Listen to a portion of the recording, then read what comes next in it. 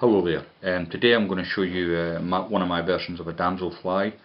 It's a pattern I've had for a long time.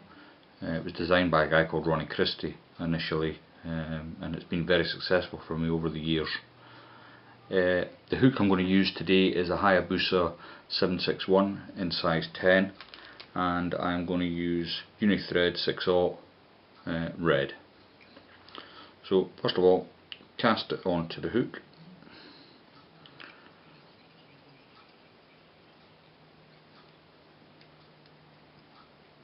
Not too worry about the neatness, and take it up to just before the barb of the hook.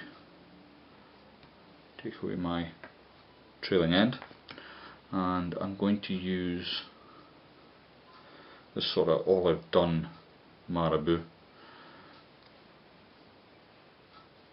Just take the rubbish away from the bottom of the marabou feather. I find that the bits at the bottom here are not much cop, so get rid of them, and I'm going to use the stuff slightly up.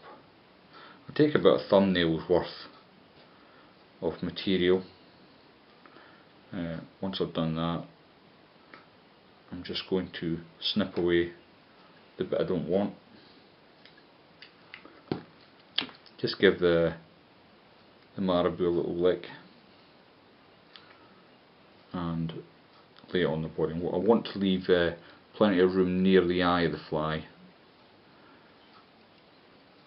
as I'll be doing some bits and bobs up that end shortly. So take it all the way back to where I left off, like so. And I mostly fish competition, so my flies need to be within a certain size, so I'm just going to lose the tail of that marabou. That's probably still a little long.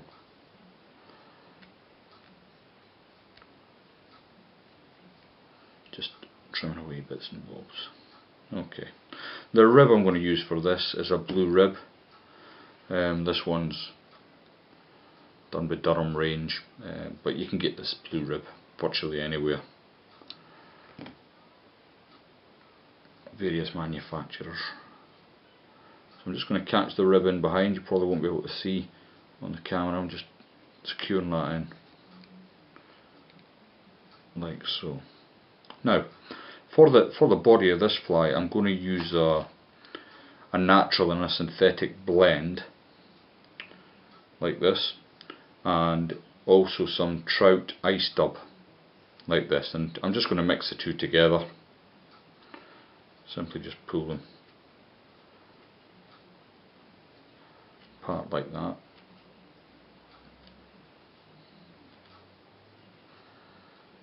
I used to use the little tail of the marabou to get the body of this, but I find that the dubbing just works better, it sits better, it looks better.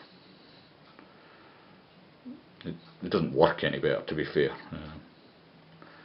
But as with a lot of the fly tying, I think materials and stuff that you get now are for catching fishermen rather than more fish. So just push that up to start it,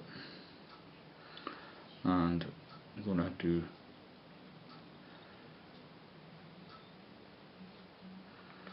nice even turns. I want the body to be as even as possible.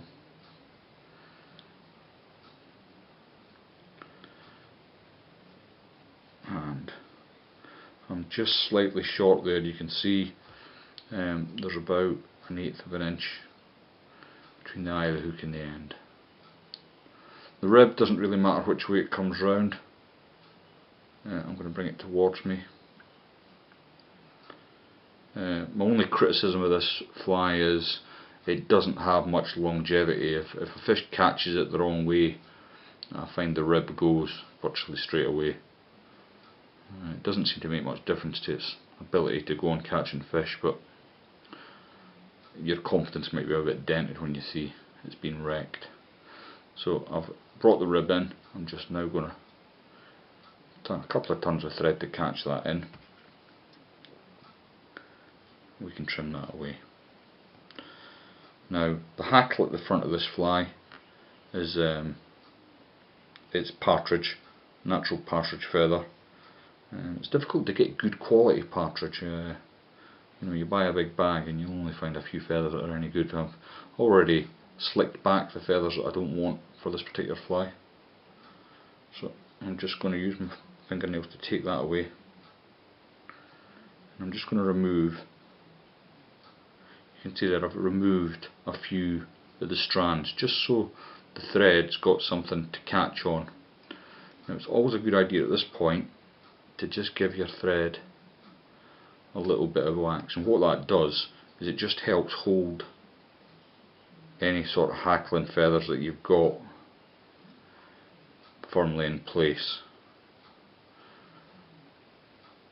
So once I've got that in place, I can then come in with my hackle pliers, catch on the tip end. Now this can be very delicate and often it snaps off. I only want, quite literally, one turn out of it, like so, and it has snapped. Let's just go in again, catch it on.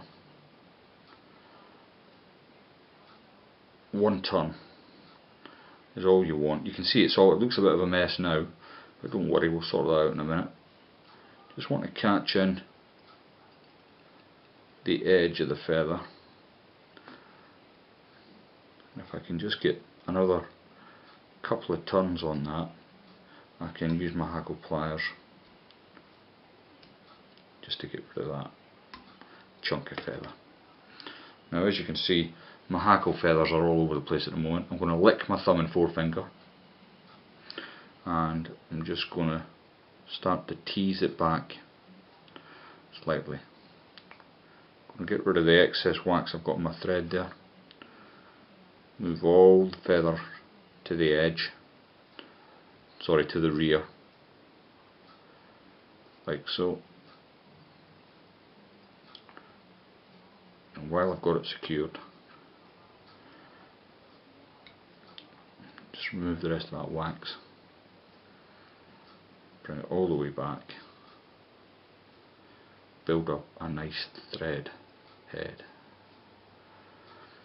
Once that's in place, I'm going to finish the fly off with a couple of half hitches.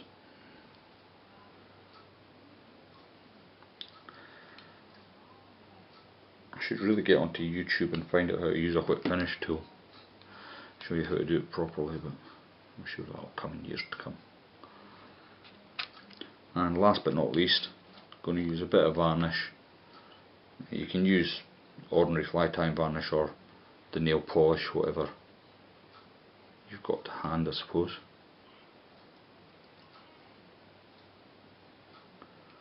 Just make sure you've got that head nice and varnished.